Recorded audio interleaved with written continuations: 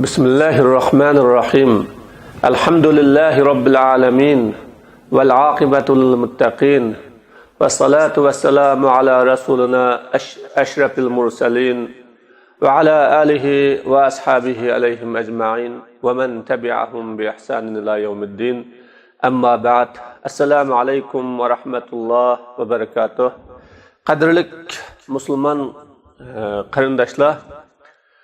Bugün Allah subhanahu wa ta'ala'nın fazl rahmeti bilen Peygamber körsetmeleri namlıq davet dersimizin 9. kısmısı Resulullah sallallahu aleyhi ve sellem'nin insanın kalbinin azade, xuşal, xuram buluşunun sebepleri hakkında diyen bu hakta buludu. Müslüman qarindaşlar, hemimizge ma'lum ki insanın turmuş seviyesi yuqori, maddi cihetten bayaşat bolsumu, amma onun kalbi sıkılıdıgan, yürükinin tigide bir aramlık his kılıdıgan, özünün turmuş edin, hayat edin, kılıvatkan işidin razı bulmaydıgan, zirkidigan bir xil kisel bugünkü dünyanın terakki kılıvatkan, maddi cihetteki turmuşunun yükselivatkan bir peytleri de yani nurgun kişilerimizde mevcut buluvatıda aziz birodarlar. Qarab bakadigan bolsak, bu xil kesel hakikaten hemmimizde var. Qo'saq, to'q, kiyimlerimiz yaxshi, turmushimiz ko'ngildagidek bo'layotgan, ammo yuragimizda bir dard bor, bir g'am bor, doim zirkinish bor. Qalb xuddi bir narsadan siqilayotgandek bir xil holat bor. Buningdan biz qutulanmayotgan. Tushkunlik degandek, ümidsizlik degandek yoki kayfiyatimiz yaxshi emas degandek bir xil holat umuman bizlarda bo'layotgan bir ahvolni ko'ryapmiz. Islom biz musulmonlarning hamma tarafiga ko'ngil bo'ladigan din. Hamma tarafiga yo'l ko'rsatadigan din. Barliq sohalarindagi musulmonning chiqish yo'lini bayon qiladigan aziz din birodarlar. Demak, bu kasalning davosi, shifosi ham bizning bu dinimizda bor. Musulmonlar bu sohadimi buningki durusini Qur'ondan, hadis-i Resulullah'dan ve İslam dininden izlense bunundan tapalaydı. Çünkü bu insanın kalbinin azada, xuşal, köngli, rahat buluşu, bunun turmuşuğa bir taraftan bağlıq boğan bolsumu, ama onun maddi tarafıga bağlıq bulmaydıgan tarafları hem buradarlar bunun. Bana qarab bakыңlar. Bugünkü cemiyette adamlarning maddi tarafı, hamma tarafı to'liq. O'zimizning turmushini o'ylab baksak, biz burunqi zamandagi podshoh, vazir, vuzirolidan bakroq rohatda ve onundan bakroq bayashat bir turmushda yashayapmiz. Ama bizde kalplerimizde rahat yok. Kalplerimizde xuşallık yok. Özümüz bir hakiki bir hayatımızdan razılık his kılanmagan, hayatımızdan memnun bulanmagan. Bunda bir hayatta yaşayatımız. Bunun sebebi var. Bunun sebebi birinci Müslümanların Allah subhanahu ve ta'ala'nın dinidin yiroqlashganlikda. Yani La ilahe illallah Muhammedur Resulullah degan haqiqiy kelime tevhidden yiroqlashgan dedi birodar. Tevhidni tushunmaganligimizda, iymonning ojizlashganligida, Allohga bo'lgan ishonchining ojizlashganligida. Chunki bir qo'shiqqa ichib ketayotgan bir kishi oldingizda tamoqxona bor desa, u qanday qiladi? Ko'ngli xeli ko'tariladi. Nimishqa men tamoqxonaga borsam qo'shiqimni to'yg'iza olmayman deb. Agar uningda yanjuqida pul bo'lmasa, shuni elib yeyalaydigan. Yana u tamoqxona bo'lgan bilan men qanday qilaman deydi. Agar u yanjuqida pul bo'lib qolsa, ha, pul bor, tamoq bu beyken, ep yeyalayman deb uning ko'ngli ko'tariladi. Agar umi yo'q, pulmi yo'q, bo'lib qolganda qeshida uningga ega bo'g'idek kishi bo'lib qolsa, mana ma'o mening qo'ziqamning och qolganligini bilib, hargiz och qo'ymaydi. Ya qiyinchilikda qolganimni bilib, qiyinchilikda qo'yib qo'ymaydi. Yoki mening g'irib chorasiz bo'lib qolganligimni bilsa, meni hargiz chorasiz qo'ymaydi degan bir ishaj bo'lgan vaqtda biz g'irib bo'lmaymiz, bichora bo'lmaymiz, ümidsizlanmaymiz, qalbimizda bir xil harg'inlik shakllanmaydi birodarlar. Bu Allah subhanahu va taologa bo'lgan bu iymonning ojizlashganligidan keladi bu kasal. Demak, bu qalbning azodachiligi Allah subhanahu va taolo o'zi xohlagan bandalarga bergan ilahiy ne'mat aziz birodarlar. Allah mana Sura Zümer'nin 22. ayetida "Afaman şarahallahu sadrahu lil İslam fehuve ala nurin min rabbih feveylun lil qasiyeti kulubuhum ala bi zikrillah tatmainnul kulub" dedi. Allah kalbini İslam üçün içivatkan, İslamның yolunu onunğa uz körsatgan, İslam bilen eningi baxit tuyg'usini hosil qilgan, İslam bilen şeref, İslam bilen izzat, İslam bilen hürlük, İslam bilen qadri qimmat, İslam bilen haqiqiy bir izzatni hosil qiladigan tuyg'uni berish orqali Allah onun qalbini İslamga geçivatgan kishi mana o Rabbi tarafidan bo'lgan nur ustiga bo'ladi deb Alloh taolo bayon qildi. Qarang'ulikda qolgan bir inson bilan qo'lida nur, qo'lida chiroq, oldida yurug'liq, yo'li iniq ko'rilgan bir insonning orasini tasavvur qilib boqaylik birodarlar. Qaysi rohatda, qaysi xotirjamlikda, qaysi xushal o. Oldimizda ikki kishini tasavvur qilib boqaylik. Birisi to'rt tarafi hammasi o'xshash, qaysi tarafga mingish do'qanmagan bundaq bir sayliqda, kechining qarang'uligida qab qolgan kishi onunğa qo'rqincha, tashvish, uning yuragi bearam bo'lishdan, siqilishdan boshqa hech qanday narsaga ega bo'lolmayotgan bir inson bilan uning yo'li iniq. Yo'li iniq. Shundoq ro'shan o'zining yo'lini ko'rib olgan, nur ustida, nur bilan bo'lgan bir insonning xotirjamligi, xushalliqi, alhamdulillah ko'nglining azodichiligining o'ttirisida naqadar farqning borligini shu vaqt his qila olamiz. Allah mana bu yerda deydi, Allah qalbini islom uchun echayotgan kishi bu nur ustida. Fawaylul lil qasiyati qulubuhum. Qalblari ketib ketgan kishilarning holiga voy deydi Allah subhanahu va taolo. Yani Allah'dan yiroqlashdi, Qur'ondan yiroqlashdi, İslamdan yiroqlashdi, o sebeplik onun kalpleri kattı. Mana bu kişilerin halığı vay. Dep Allah Teala bayan kıldı.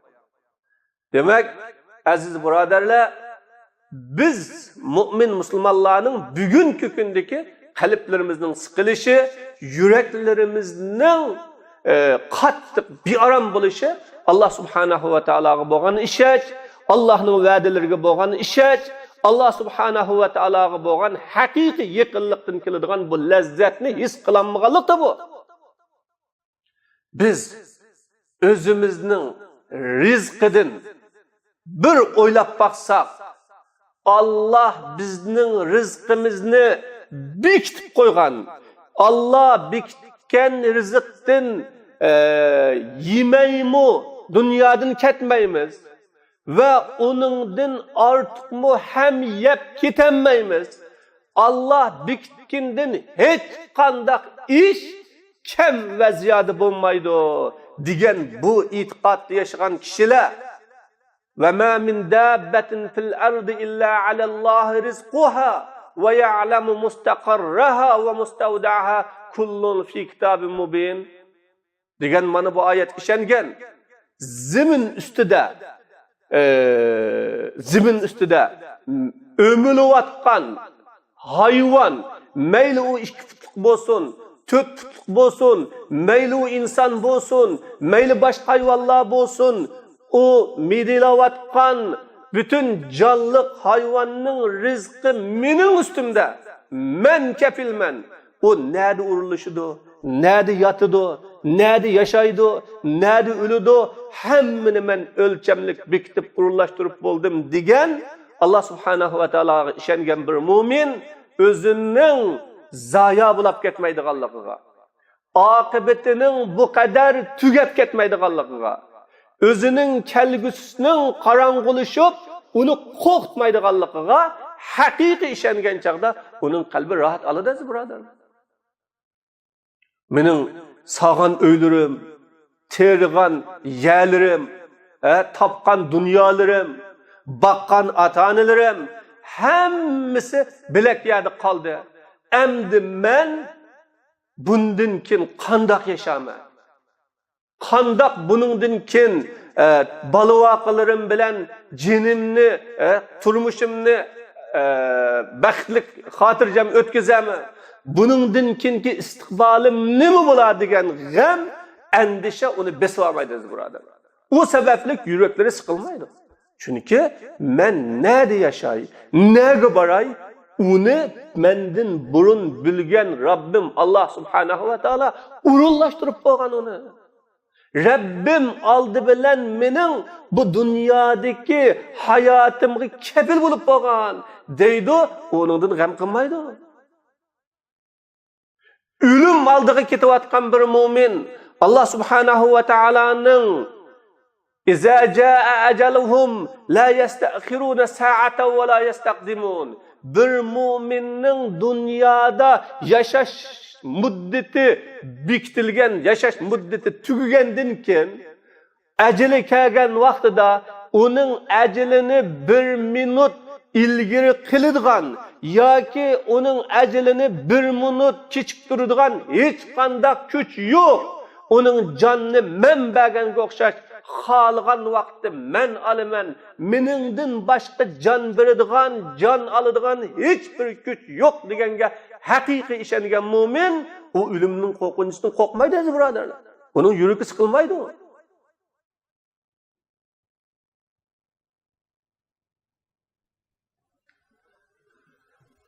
Mana mu'min Allah Subhanahu ve Teala'nın İnnallah alim, Allah bilip turguchi degan bu so'ziga haqiqiy ishongan mu'min o'zining yolg'izligini, ojizligini, g'aribligini hammani bilib turadiganligidan xabardor bo'lgan Allah Subhanahu va Taoloning bilib turadiganligidan xabardorlikni his qilgan chig'ida u men Rabbimning kuchi hammadan kuchlik, Rabbimning qudrati hammadan katta, Rabbim bütün koinotning egisi o deganni his qilgan chaqda u mu'minning qalbi siqilmaydi birodarlar. Oylab bakın. Eğer bir insan bir devlette yaşasa, o insan şu devletni başkuruvatkan devletninki başlığı bilen, reisi bilen münasebeti bolsa, yakın ötken bolsa, o başlık davamlık o kişi hacetmen boğan çıgıda kanda ihtiyacı tüse, onun ihtiyacını kıtbiridiğallıkını düşengen çıgıda o kişi o devlette özünü en güçlük, en bay, akı tirikim en müstehkem dep his kılıp hatırlayacağım yaşamdı. Ya o yani dek gidip gide kalipleri sıkılışlarını yaşamdı. Mana bu bütün kainatını başkuruvatkan, bütün kainatının mutlak hukuku inin kolida bolavatkan bir zatqa bağlanalıgan, onun bilen hakiki müstehkem alaqını kuralıgan, onun her bir ağız sözü ve yüreklerinin soqışlarını hem bilgen Rab Subhanahu ve Teala'ga hakiki işence kılalıgan vakti insan, onun yüreklerdeki sıkılış, onun yüreklerdeki bir aramlık tügeydeyiz buradarlar bu. Demek bu kiselinin şifası iman bu. Hakiki Allah'a boğan bağlanca. Allah'a boğan münasebet. Şunu Allah Subhanahu ve Teala فَمَنْ يُرِدِ اللّٰهُ اَنْ يَهْدِيَهُ يَشْرَحْ صَدْرَهُ لِلْإِسْلَامِ وَمَنْ يُرِدْ اَنْ يُضِلَّهُ يَجْعَلْ صَدْرَهُ ضَيِّقًا حَرَجًا كَأَنَّمَا يَسَّعَّدُ فِي السَّمَاءِ Sure En'am'ın 25. ayetinde Allah şunda deydi.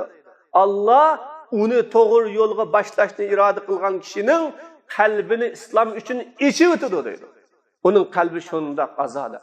Şunun için Allah'ını hakiki tanıgan insanlar özü ölüm aldığa huşallık bilen, hatırcemlik bilen, hatta o ölümünü Allah'a meni yakınlaştırdıgan bir vasıta dep ketivatediniz buradarlar.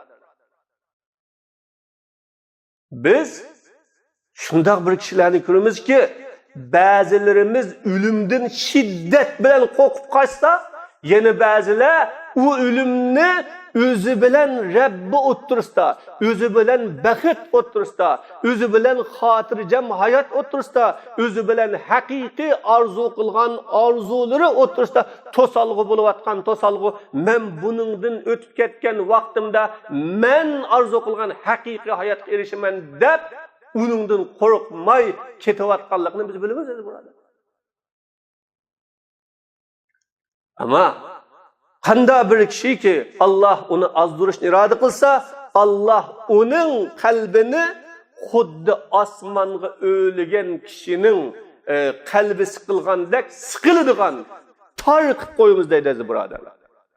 İnsan kançı ki havaga öylese yukarı çıksa, o yürekleri sıkılıp oksigen ep çıkmasa yaşayanmağını dek insan Allah'tan yiraklaşkan seri onun kalbi en şundak sıkılıdı.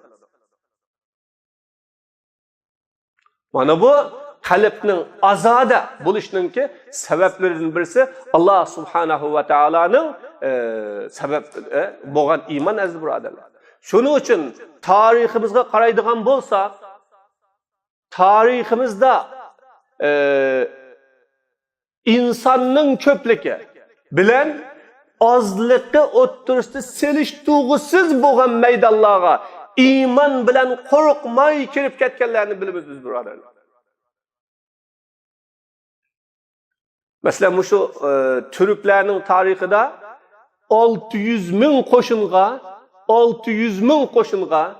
20 bin asker bilen belki 20 bin askerden yine 7 bini kapqagan deyildiken 13 bin asker bilen 600 bin koşunga Allah'a ölümü bayat kılıp kiriş arkalık 600 bin koşunu yenip galbe kılıp fethi kılgan Malazgirt'ni deydi, fethi kılgan Fatihlarını bugün hatırlavatadayız buradır. Ne korkunca, ne azlıkıdın ensireş. Bu Allah'a boğan iman bu. Çünkü kuch Allohning kuchi. Rizq Allah subhanahu va taolodan keladi. Jon Allah subhanahu va taoloning berishi bilan. Mana bu iymonga bog'liq. Ammo kufr, shirk, nifoq insonning qalblarini haqiqiy qo'rqinchga soladigan ishlar. Masalan, Payg'ambar alayhissalatu vassalamning tarixiga qarasak, Uhud urushida bir turkum kishilar shunchalik xotirjamki, ularning qo'llaridan jang maydonlarida qilich tushib ketgan. Uyqu sababli. Ammo yana bir turkum kishilar urun bir, maydon bir, ularning ko'zlari teshig'i chiqib ketgan qopgan. Qo'rqinchidan. Qaysi oddasi o'ta, qaysi qilich tegib keta, qaysi nayza menga kelib sanjila, men bu yerda o'liklarim nim bo'lib ketadi deb o'zidan ansirashlik bilan holi xarob bo'layotganmiz, birodarlar. Biz bu tarixni bilamiz. Biz mana shunday e'tiqodliq insonlarning yo'lida mangan insonlarmiz. Shuning uchun qalbimizning ozoda, xotirjam bo'lish uchun eng oldi bilan Allohga bo'lgan haqiqiy iymon bo'lishi lozim. Tavhid bo'lishi lozim. Qachon biz buni topolmasak, biz iymonlarimizga kuvvet berishimiz lazım. Yani imanlarımızda qaytadan canlandırışımız, yığılap duruşumuz, imanımızga ruhi cihetten yardımcı buluşumuz lazım. Bunun ikinci sebepleri Allah subhanahu ve taala insanın kalbiga taşlaydigan nur, birodarlar. Allah'ın kalbiga taşlaydigan nur. Peygamber aleyhissalatu vesselam'ın bu hakta bir hadisi var. Abdullah ibn Mesud radhiyallahu anhu rivayet kılgan. Abdullah ibn Mesud radhiyallahu anhu Tirmizi hatırlagan: "İza dakhalan nurul kalbe in fasaha ve inşaraha qalu fama alamatu zalika ya Resulallah?" Qala el-inabatu ila daril khunut والتجافي عن دار الغرور والاستعداد للموت قبل نزوله. Peygamberim deydi, bir qalbga nur kirgan vaqtda u qalb shunchalik kengaydi, shunchalik azodishidi. U qalbda ne siqilish, ne bearomlik, ne tashvish, ne rohatsizlik bo'lmaydi dedi. Sahobalar bunun bir alameti var mı ya Resulallah? Degende Peygamber Aleyhisselam alameti var. Qalbga nurning kelganligining alameti Darul Xulud tarafga qaytish, jannatga qaytish. O davom jannatni o'ylaydigan, jannatga intiladigan, jannatga qiziqadigan bo'ladi. Dunyoni o'zining birinchi g'ami qilib olmaydi. Har bir ishda och qolsin, ussiz qolsin, jafo tortsin, her bir ishni bu cennette mening darajamning oliy bo'lishining sabablari bu deb tushunadi. Uningga sabr qila oladi, uningdan qayg'urmaydi, u sabablik o'zining g'oyalaridan kechmaydi deb Rasululloh sollallohu alayhi vasallam bayon qildi. Mana al-inaba ila darul khulud, jannat tarafga qaytish va tajafi an darul g'urur, insanni aldaydigan, yoshlik bilan aldaydigan, güzellik bilan aldaydigan, mansab bilan aldaydigan, rohat bilan aldaydigan, bu manzillar bilan aldaydigan bu dunyodan yiroq turish. Onunga qalbini bermaslik. Onun uchun o'zini urib avara bo'lib ketmaslik. O'lim kelishdan burun ölümge tayyorlik qilish. Mana bu qalbga nur kelganlikning alomati deb Rasululloh sallallohu alayhi vasallam bayon qiladi, birodarlar. Demak, biz rohatni bu dunyodan istasak va bu dunyoning matolari bilan gollansak yoki mushu dunyo haqiqatan men yig'laydigan, kuladigan, men onun için rahatlanadigan ya onun siz onunga erişemesem endişeге tushadigan dunyo deb külüş, yığlaş, rahat eliş yoki bearam bo'lish bu dunyoga bog'lanib qolganligining o'zi qalbimizdagi iymon nurining Allah o'zining bandaligi beradigan bu nurning ozlab ketganligininki alomati birodarlar. Shuning uchun bu nurdan ayrilib qolmasligimiz lozim. Üçüncüsü bunun sebepleri ilim. İlim mana bu qalbning kengiri bo'lishinin azodi bo'lishinin sebeplerinden birisi. İnsan qancha ilimlik bo'lsa, o haqni tunuydu, to'g'rini tushunadi, o'zining oldidagi yo'lni bilalaydi. Nereden keldi? Nima uchun keldi? Onun qiladigan ishi nima? Yana oldida nimalar bor? Buningga to'g'ri bir o'lcham bilan diagnoz qo'ya oladi. Onun dorisini topa oladi. Ammo bu insonga buni biladigan ilm, qaysi ilm? Allohga bog'laydigan ilm azizlar birodarlar. Çünkü bo'lmasa bugun nurg'ulg'an doktor, professor, doktor açtı, shunchalik oliy guvohnomalarini ko'tarib yurgan insonlarni ko'ramizki, ammo ular mana bu hayotdan rohat emas birodarlar. Ularning qalbi bu hayotdan haqiqiy xotirjamlikka chiqqan emas uning qalbi. To'rtinchisi Allah subhanahu va taologa yaxshi gumon qilish.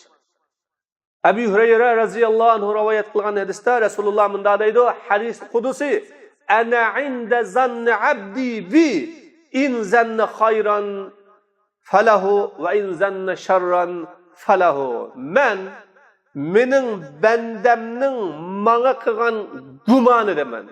Agar bandam menga yaxshi gumon qilsa yaxshi, agar bandam menga yomon gumon qilsa men yomon dedi. Demak, meni bandam qanday tushunsa, qanday tasavvur qilsa men shunda deydi birodarlar. Allah subhanahu va taolo bandalarga hammadan mehribon, hammadan rahimdil. Allahning mehribonligi bilan shunchalik zahiri insonga tigib libasa o'ladigan zaharlik hayvonlar o'zining bog'lariga shuncha kuyunyotdi birodarlar. Yirtqich hayvonlar, zaharlik hayvonlar o'zining bolallarini shunchalik qadrlab beqiyotdi birodarlar. Mana bu Allah subhanahu va taoloning inson bilan inson o'tirishdiki, hayvonlar bilan hayvonlar o'tirishdiki, bir-biriga sog'an mehr muhabbat bilan mana bu hayotda ota-onalari o'zining bolalariga, o'zining nasllariga kuyunish bilan mana bu hayot davomlashyapti birodarlar. Demak, Allah subhanahu va taolo bandalarga shu qadar mehribonki, agar bandalar Allah subhanahu va taoloning har bir ishni yaxshilik deb bilsa, u yaxshilik bu. Buning 5-incisi Allah subhanahu va taologa duo qilish. Davomli Allah subhanahu va taologa duo qilish. Har bir ishda qiyinchilik yo'liqsa, ya bir ish uningga to'salg'i bo'lib olsa, ya bir sababdan uning qalbi azoblanib qolsa, shu hamon Allah subhanahu va taoloni nima qilish? Aslab Allohga duo qilish. Allah deydi: "İza sa'alaka ibadi anni fa inni qarib ujibu da'vatad da'i iza da'an."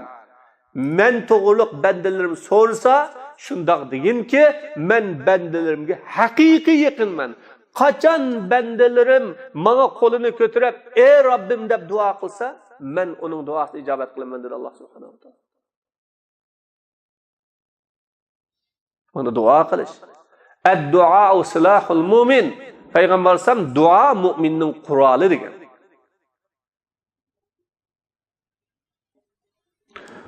Oltinchisi Allohni aslash. Ala bi zikrillahi tatma'innul qulub.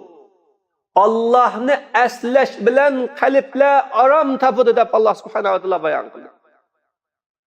Chunki Allohni haqiqiy tushunganda, haqiqiy bilgan chaqda qalb onu aslasa, o'zining uningga bog'langanligini, o'zining uning qo'lida ekanligini, o'zining uning hamma tarafdan mehribonlik ostida ekanligini his qilgan chaqda qalb ana shu vaqtda haqiqiy rohat oladi aziz birodarlar.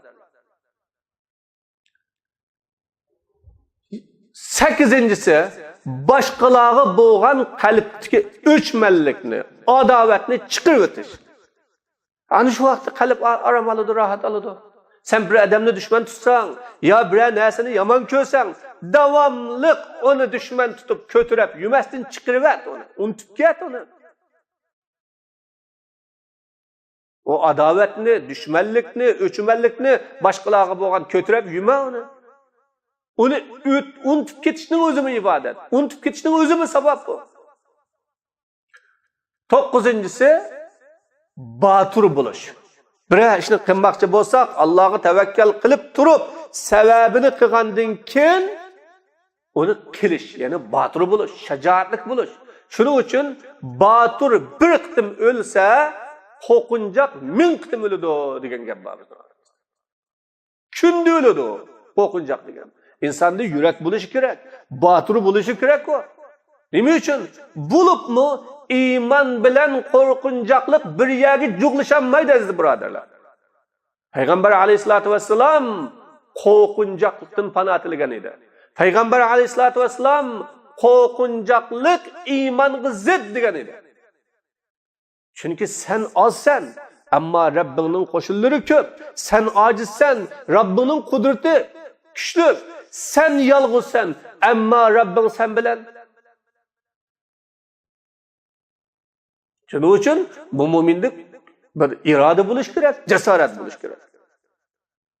10-incisi ortiq gap qilmaslik. Ya'ni foydasiz gaplarni tashlash, ortiq yeb ichmaslik, mana bu qalbning azodi bo'lishining sabablari. 11-incisi gunoh ma'siyatdan yiroq bo'lish. Alloh deydi: "Va ma asabatkum min musibatin fabima kasabat aydikum va ya'fu an kaseer." Sizlar har qanday narsa yetgan bo'lsa, o nima sababdan yetdi? O sizlarningki xatolig'inglar sababli yetdi. Alloh taolo ko'pini